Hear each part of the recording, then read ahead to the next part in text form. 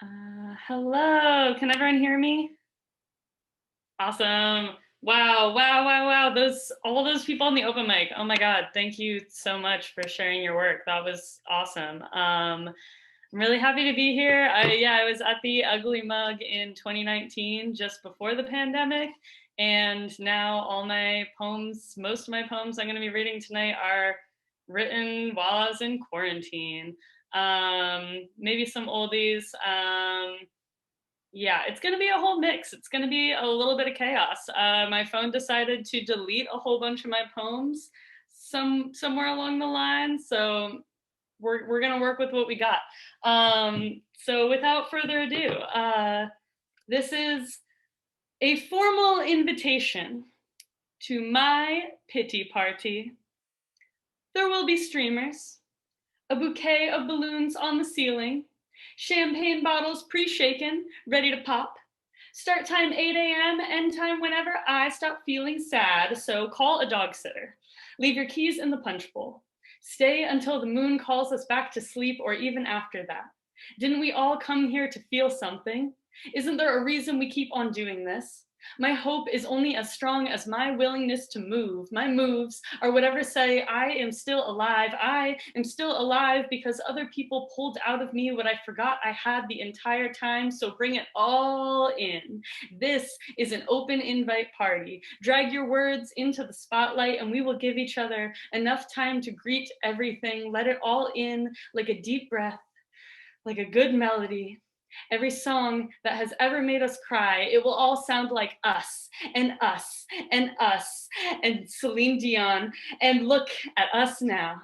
I can't remember the last time I slept a full night, full phone of missed calls, bills full of missed dates. Do you know, the longer you go without ending a party, the longer you go without having to clean up after it. Maybe the key to letting yourself feel something is knowing how to let it rest, but this sadness is my jam right now, and I want to be the balloons on the ceiling. I'm not ready to come down just yet. I want to dance like the rest of the world is not happening. I want to shake until the speakers explode. I want to move until the champagne cork hits me in the kneecap and I go down. And I am finally forced to hear the people halfway out the door saying, wow, the spectacular non-stopping of it all. Wow, that party. That party, it was really such a pity. Thanks. Da, da, da. Online features are wild because um, everything's muted and I'm like on a giant screen looking at myself and it's wild. And this is my first full feature on a Zoom call, so I'm excited to be here. Thanks for having me, Ben. I'm gonna just keep doing poems. This next one, if you have never played The Sims before or are familiar with The Sims, it might just be a lot of nonsense, but here we go. All my Sims are gay. You can tell by the way they dance, the way they keep getting randomized into button-down t-shirts, how they won't stop talking about pork chops. You can tell by the way they murmur, "Oh, te la festa le goût de bois," to one another over the phone, and choose to take bubble baths 2 minutes before the work car arrives. You can tell by all the time spent reading cookbooks, the empty plate on the floor, how they stomp and holler because they can't just get around it, and end up falling asleep at 1 a.m. on the kitchen tile. All of my Sims are definitely gay. You can tell by how they do not know whether their God is merciless or indifferent to it, how I gave them free will but kept on deleting the actions, made them dive in the pool after taking away the ladder, watched them beg the Reaper for a second life, yet did not even consider the possibility until after I had exhausted all the cheat codes, all the storylines, phased through every hairstyle, watched them set rockets off inside of the house, do the smussle next to the fire, and pull an extinguisher out of their back pocket before carrying one another to bed. My Sims became werewolves and vampires and ghosts of their past selves, and all of them are absolutely gay, and you can tell by the way, even then, I only called the concession boredom, curiosity, a game, anything besides a sudden flutter in my chest. Thank you, thank you. Poems, poems, poems. Yeah, I wrote a lot of poems while I was in quarantine, and I have not really written them since. I mean, the pandemic is still ongoing, but I'm finding that being in physical space with poets is what really fuels a lot of poems for me. And there was like that hard period of like, I'm alone, I'm gonna write a lot of poems. And I'm really, really excited and grateful for the work that all of these, like Ben and people in Portland, we have Julia and Jane that y'all might be familiar with. They put a lot of effort into bringing people together still, and it makes me want to write poems, and I really appreciate it, and I really appreciate all of you sharing your work. Let's do a poem. Let's see.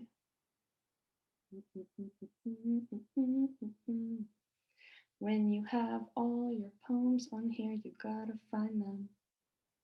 And then you gotta do something while you're finding them. Here we go. Tips for not taking your ex back in the middle of an apocalypse. 1. When they first reach out to ask how you're holding up, act as if you expected this. Answer only in questions. 2. Sharpen your tongue like a blade overnight. Tell yourself it is for offense of them, not defense of friends. 3. Sew until your fingertips ache. Loop an old t-shirt around your mouth.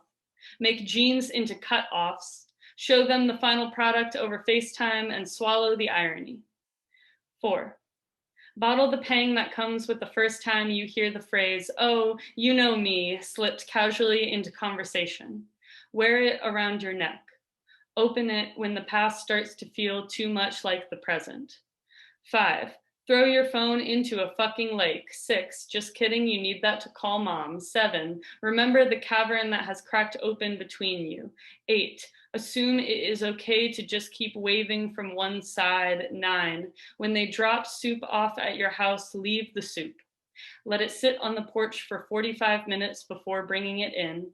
10. When they text you, wait 45 minutes to text back. 11. When they drop by, allow them 45 minutes. 12. Always keep things just less than 1 hour, just an arm's length of a whole hand turn. 13. You were never quite one. 14. You were never quite whole. 15. Do you think maybe there could have been a turn? 16. Remember, an apology in crisis is not the same as an apology in safety. 17. Miss safety. 18, make your dinner. 19, the soup was perfect. You'd hardly doubted it for a second.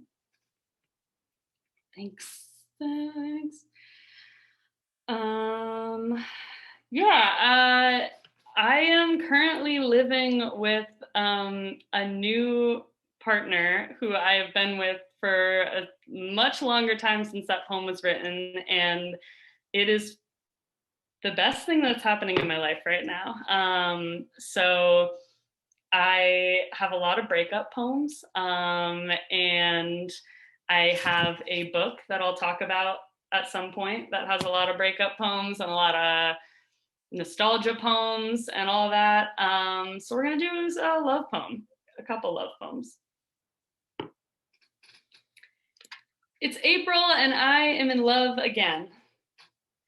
There are at least 40 photos of the mountain on my phone. Flowers I meant to learn about sitting on the coffee table, unnamed and stunning. I watch your hands fold dough into itself, and suddenly it is as if I have always been here.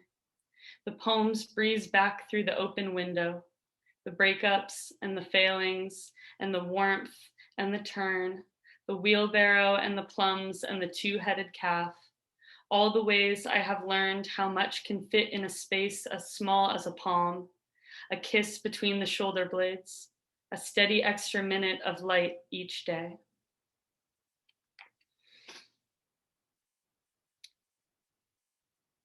If I can't make a new memory tonight, I will fall asleep replaying all of the old ones. I will walk my hands back toward blue screens, a cut scene to the sky, us beneath it, summer grass and dirt fingerprints in front lawns cut to crowded rooms, a montage of nights, a rush of old feelings recycled new. I'm tired of saying that I miss people so often that it swells in my throat, that it hums quiet in the static of days.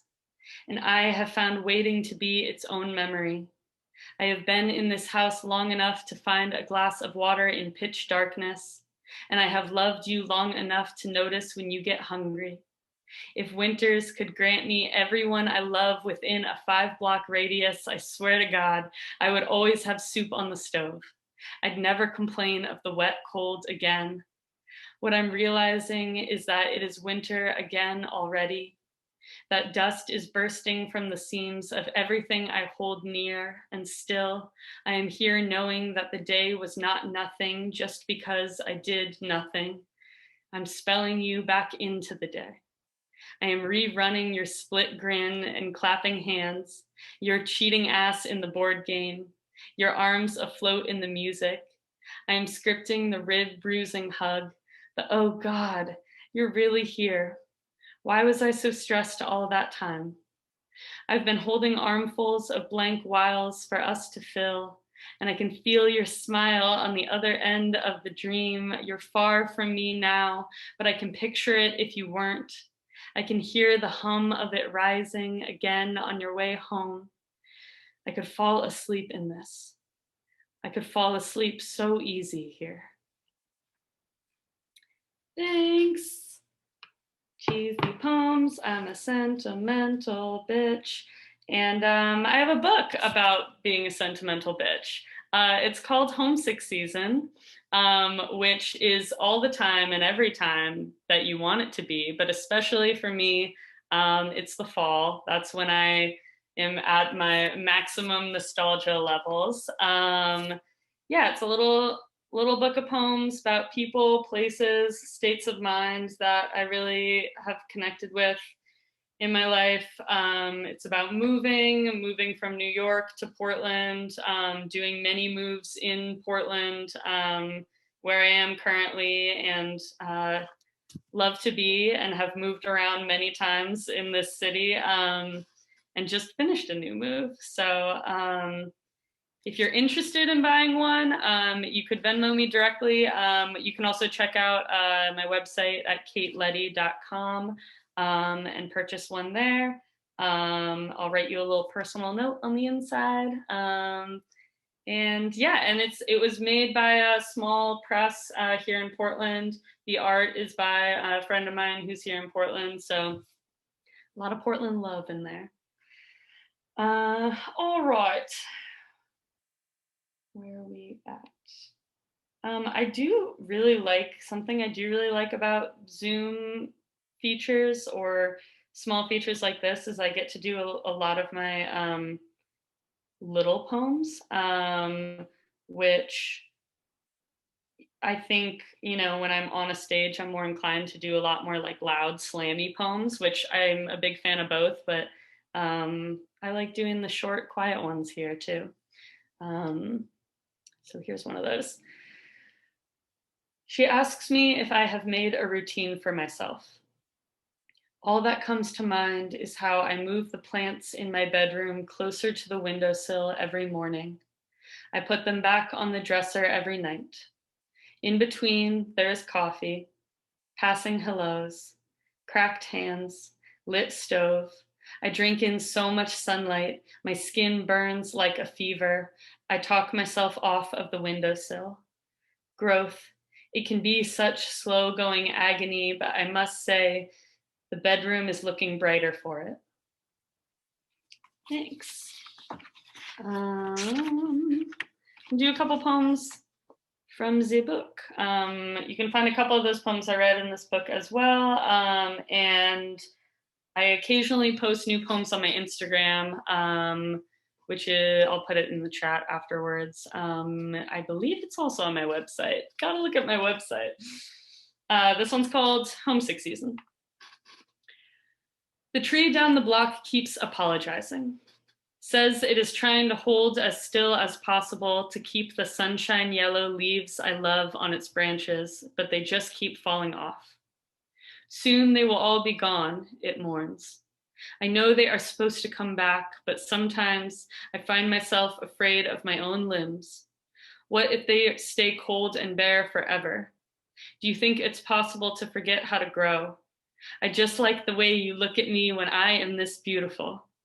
It makes me wish I could stay. It makes me forget I wouldn't be this if I had never changed in the first place. Where are we at on time? Let's see. Okay, I just said I like doing slow poems, but I'm gonna do a slammy one. I am a behavior counselor at a public school. If anyone out there works for a public school, is a teacher, has teacher friends, thank you. You're amazing. Are you okay? Ask that to your friends if they're teachers. It's a hell of a year to be in school, coming back from distance learning. Teachers have always deserved the world. Teenagers deserve a hell of a lot more breaks. And I feel really strongly about that. And there's a lot of poems that are probably going to come out of this school year in particular. But as is a poet saying sometimes, I've heard often people say, someday I'm going to write poems about this, but first I got to get through it. So yeah, if you know someone who's in school, who works in a school, give them a lot of love.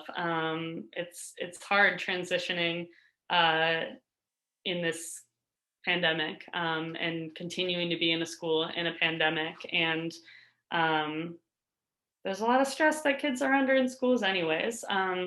So I find myself connecting a lot with who I was when I was in middle school and the anxiety that I felt when I was in school. And this is a poem for my 8th grade self. Let's talk about elastic potential energy.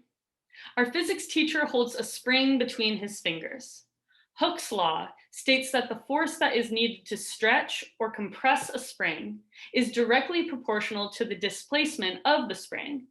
Therefore, you can figure out how much potential energy is stored in the spring if you know how much force it took to alter the spring from its original shape. Okay, I need to just completely nerd out for a second. I am drawn to physics like a moth is drawn to a flame. I love it because you can see it all happening right there in front of you. Example, a driver presses a brake, which causes a brake to press against the wheel, which causes friction to slow a car. That's all physics. If I speak into a microphone, it is sound waves converting into an energy signal, an audio signal. That's physics too. And elastic and potential energy will become kinetic energy, which is just a fancy way of saying energy in motion. And in a spring, it's all self-contained. I understand all of this, and I still fail the test. I still sobbed to the teacher after class that I studied so hard, I barely slept, and I get it, I get it, I get it. I mean, look at all of the energy I have. I must not be applying it correctly. See, I love learning physics, but I tell my friends I hate it because my brain can't seem to translate the concepts onto the exam, and how can I say I love something that I keep failing at? I just want to prove that I am good enough, and I swear, if it takes double the force, I'm going to stretch stretch myself accordingly. All of the teachers will say, see, you have so much potential, and it's all happening right there in front of them. The velocity of the sweat down our cheeks is physics. The friction of teeth against a pencil is physics. The anxiety of a student cannot be calculated. It's all self-contained, something always in motion, and the sound waves will not carry. If you are down here screaming toward a higher education, you gotta stretch for it, kid. But every night there is a force pressing into me. My God, I think it might be the walls. I stayed up past 1 a.m. last night. See? Do you see? Do you see? I learned about elastic limit. A spring will go back to its original shape, just like you always said I would bounce back, bounce back, bounce back. But you have to understand that if strained too far, it could snap. And I know we are not on that part of the unit just yet. I just want to prove that I am good enough. I am good enough. I am good enough. I'm just trying to find the finish line that says so. Tell me, how far of a distance do I have to go before I... And if this was like a poetry stage, I would be like, and I'd leave. But it's just a screen, so I guess I could have just... It's hard. It's hard. Zoom things are hard right now, y'all. That was that. Let me see how much time I got. Okay, I think I got about time for one more poem. I want to say thank you so much again for having me, Ben, and everyone who's organized this. Thanks y'all who read and for putting this together.